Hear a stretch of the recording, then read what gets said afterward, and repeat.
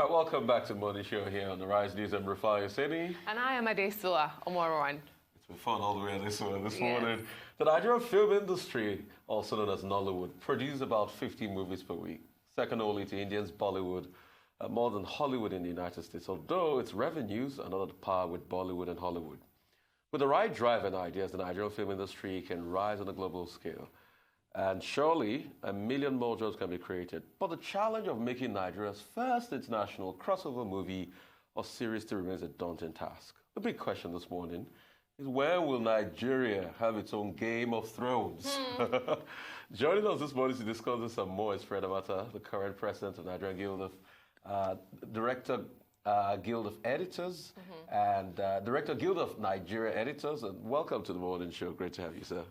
Can you just help us with that? I don't know why you keep adding editors. It is the Directors Guild of Nigeria. Okay, Directors Guild of directors, you know, like the head of the creative. So there's DGN. There's DGN. Good. Good. DGN. Great. So first, the poser question: when are we going to have Game of Thrones. our Game of Thrones? When are we going to have our own Wakanda movie?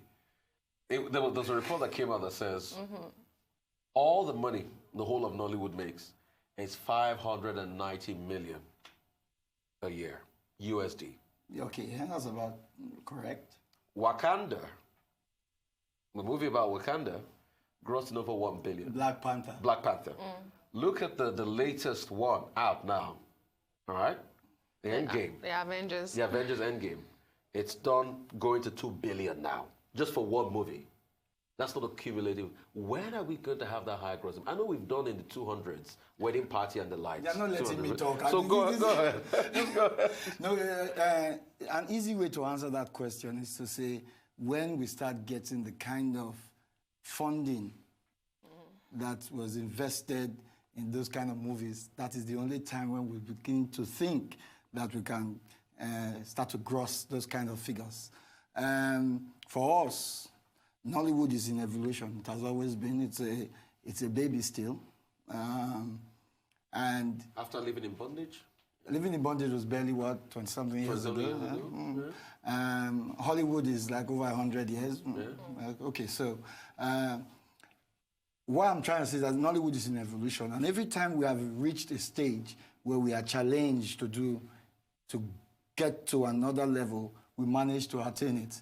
But the level of the highest grossing film in the world, coming from Nollywood, who is actually introducing a new style of filmmaking, is still a little stretched. The investment must take many years. Infrastructure is part of the investment.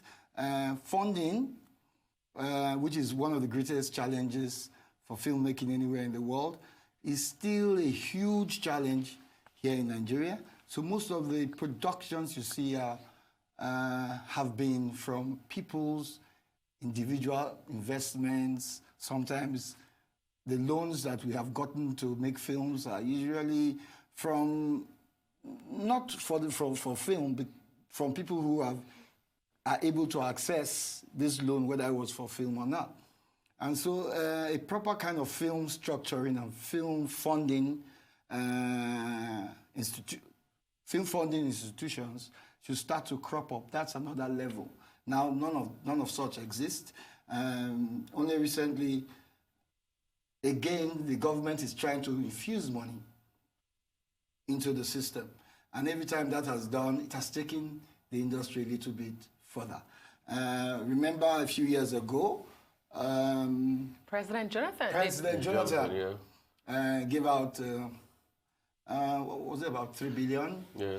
And a couple of years down the line, you hear that we have hit our first 100 million gross in the cinema world in Hollywood.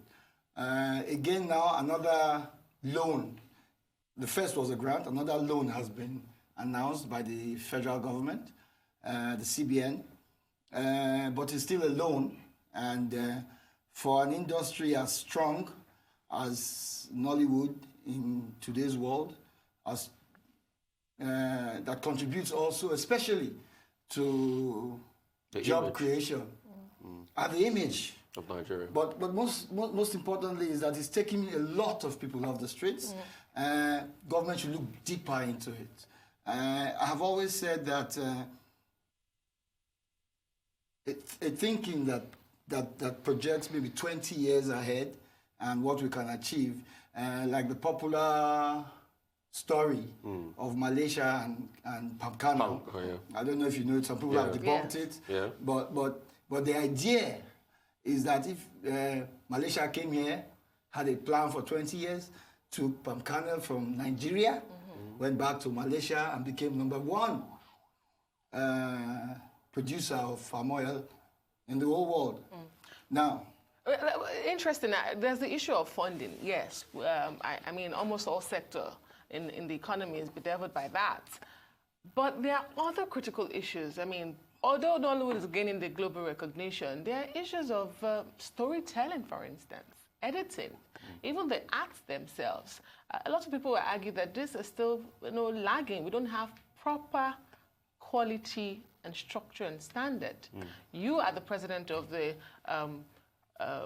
guild for directing. It looks like an all-comers game across board, from acting to producing. Everybody just wants to do that, and there's no quality. So while there's the issue of funding, it also seems that we're lacking the proper foundation to get it right. I will not completely agree with that. I've always said, over 10 years ago, I was in Spain and they were interviewing me, and I said, look, we have quality filmmakers in Nigeria. The original thrust to make films the Nollywood way was by quality Nollywood filmmakers. And they still exist. They still make their films. Only recently, one of the big names, Stadio Gidon, has released a film, and the whole industry is agog with the quality. And he has always been there. But somehow in the evolution of Nollywood, akin to what happened in Onitsha, during the Onitsha market literature, where just think of it, if you know that story, every trader became a writer. And so the upper concept. So it's exactly the same thing now happens in film. In that one, if you look at it properly, because of the Nigerian eagerness, the Nigerian spirit for arts, people who do not speak English, who had not gone to school, wrote books in English. And then you had some popular ones coming out, like the palm wine drinkard, which was an aberration of a drunkard, but it was popular because people could write. Now, in the case of filmmaking, it is more collaborative. So it is just your ability to bring these creatives together that gives you the film. And so a huge influx of wannabe filmmakers began to dominate the environment. It will look like they are still dominating. And then, but of course, it is easier to make a quack film than to make a good film. So they became so dominant, we were seen as making substandard films.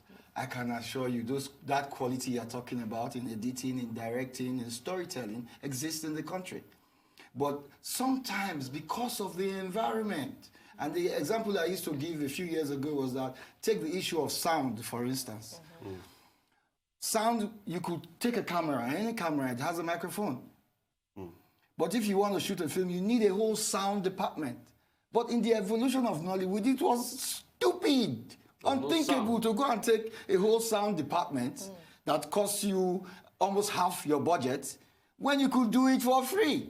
With the camera that you have already paid for. And so the audience also accepted it. And a lot of films that happened in the early days, there were instances where somebody is making a film and is making a really good film. And somebody comes on set and sees the storyline of what they are making. And in 2 weeks, his own film is out. You are still shooting. Same concept. His film sells out. And then you come out with a great film, and nobody really knows that the film exists because the storyline is the same. They say, okay, now that other film. And so those are the challenges. That is why I say it is in evolution. Okay, so I want to come in here. You've said a lot, and I'll just speak you on that. At first, funded. What are the sources of funding? How do we get more funding? I'm excited you talked about CBN and other things, but that's not enough. We in Nigeria today, we don't still have big production houses that can fund big budget movies.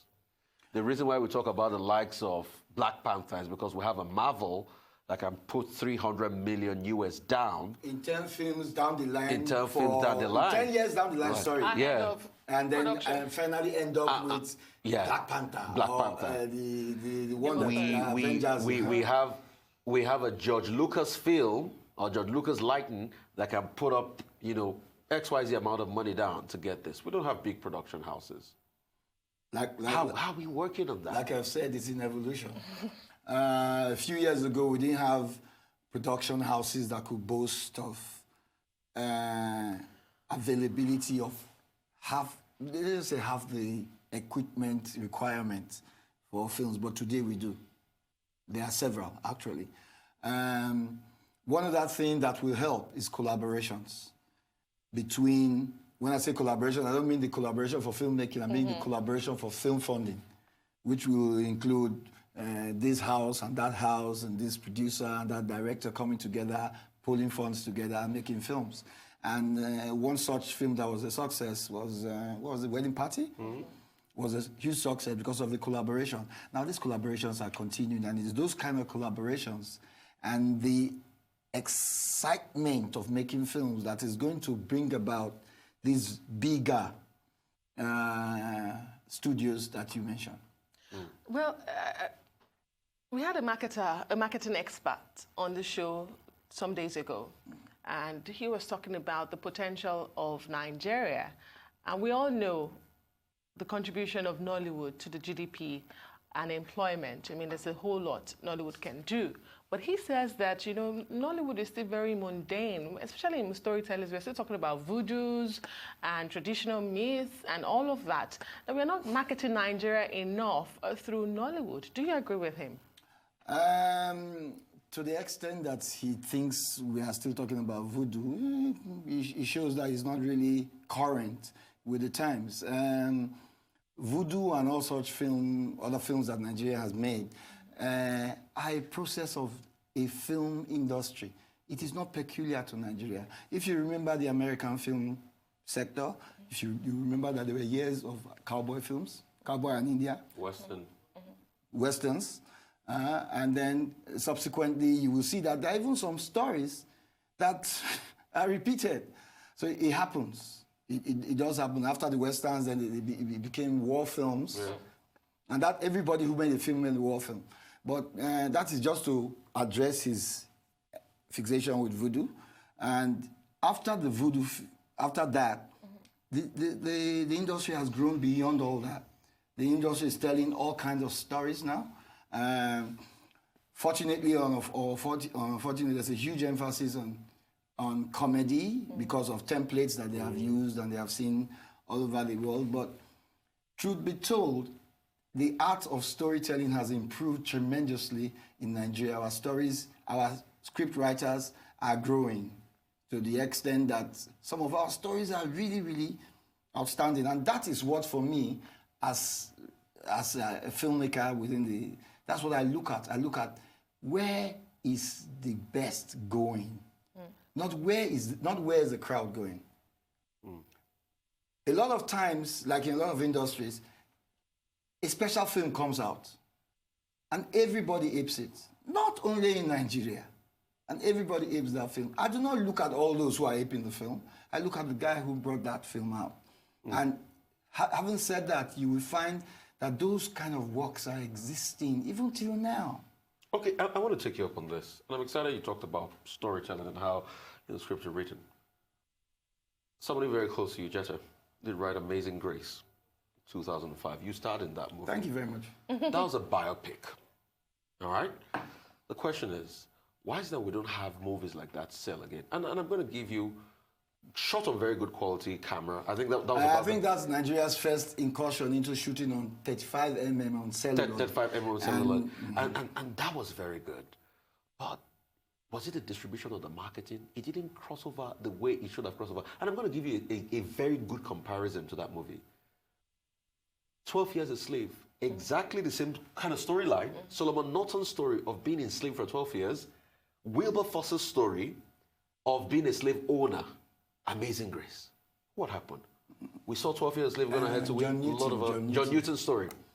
All right, but Solomon Norton wrote the book initially. Okay. Yeah, so we saw how that story went, but vis-a-vis that same wonderful story, good camera, international cast, what's the problem? I'll tell you, it's not as big as you think. It's a problem of collaboration. And a lot of times people have, okay, well, directors especially think that the collaboration ends with the creatives only. But the collaboration is beyond just the creatives. It's apart from the director, the producer, the actor, and all that, there is the financier. After you have made your good film, there is P&A, publicity and advertising. How do you take it across? A lot of times, the funding you need for P&A is equal, if not more. Usually, abroad, the funding for P&A is like 10 times the amount of the money, or double or 3 times the amount of money you invest actually in the film. 12 Years a Slave, a good example, was done for, I cannot remember exactly how much, but I think the marketing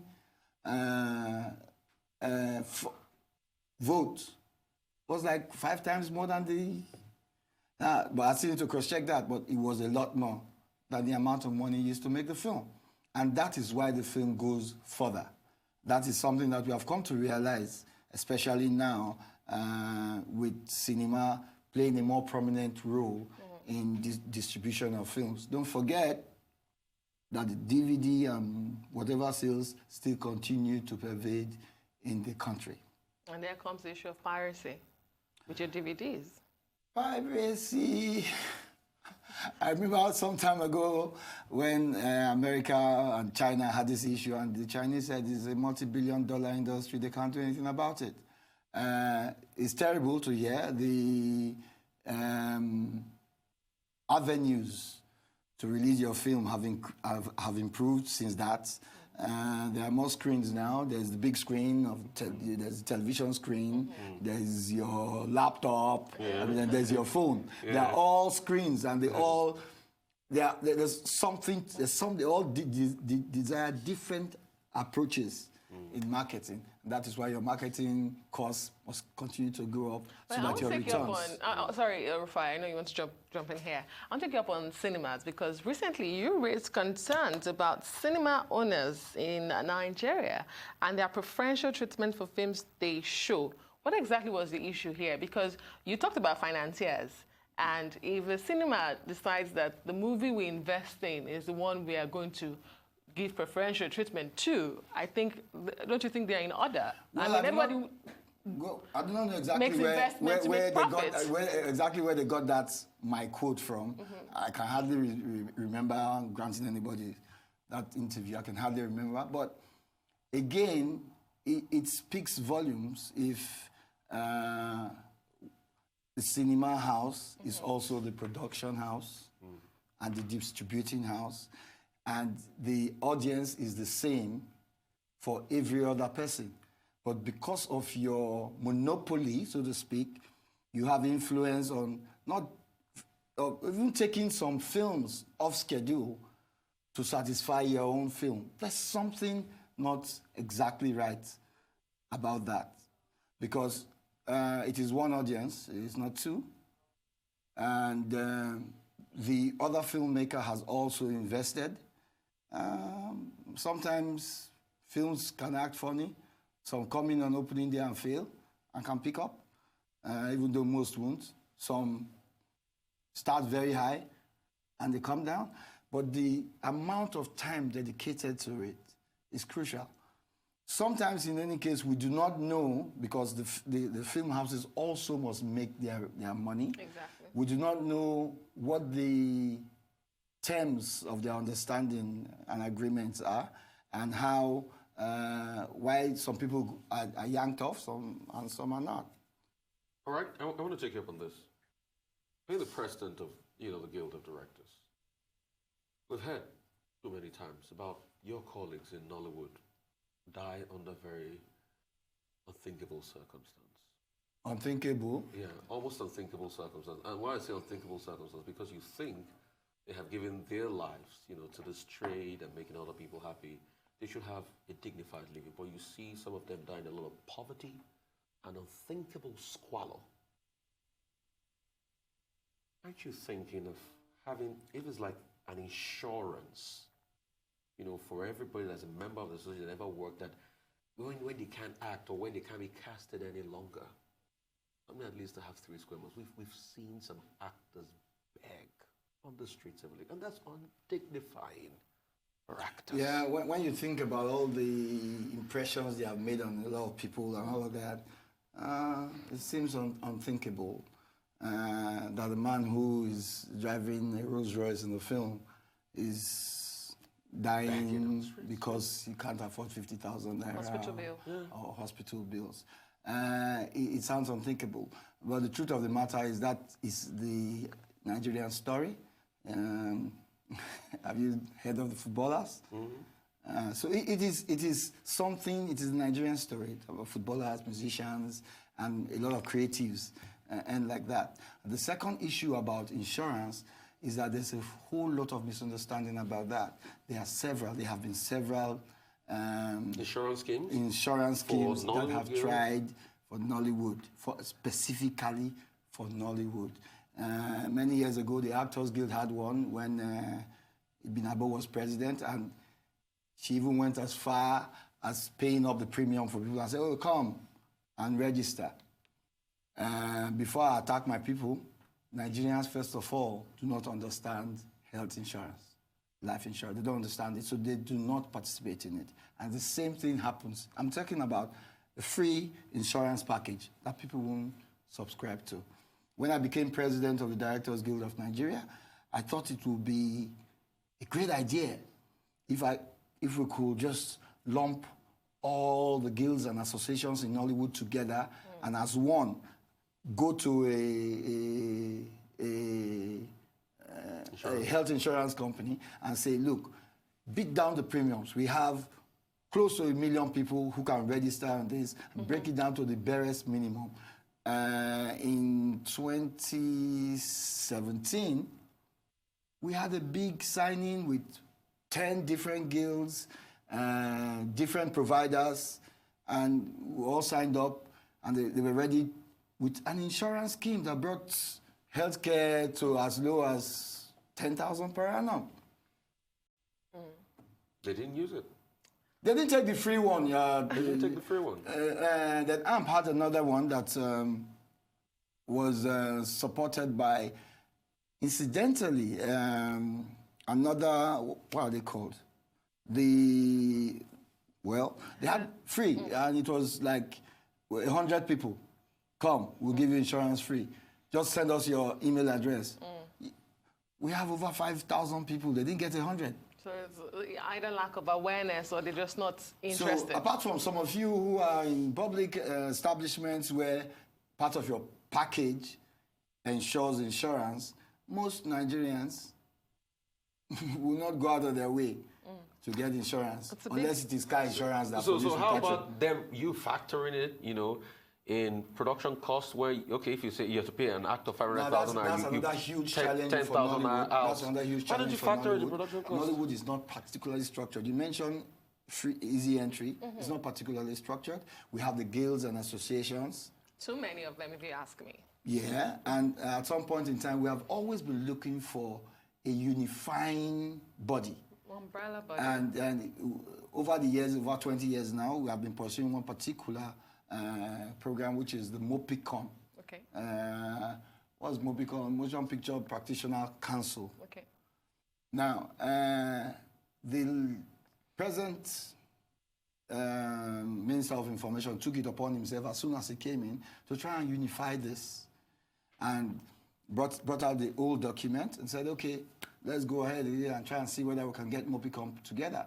Apparently, at that point in time, he received over 700 guilds and associations, but he was able to limit it to about 39 or so, and said, okay, you go and review the constitution, the document, and bring it out, make sure that it works. For some reason, the document somehow after being submitted to the ministry, got hijacked. Hijacked. And so I should use the word hijacked because up till now, Like time is hijacking the show yeah, now. time is hijacking the show. We have barely 40 seconds to go, but tell us, what have you been up to these days? And are you working on anything right now?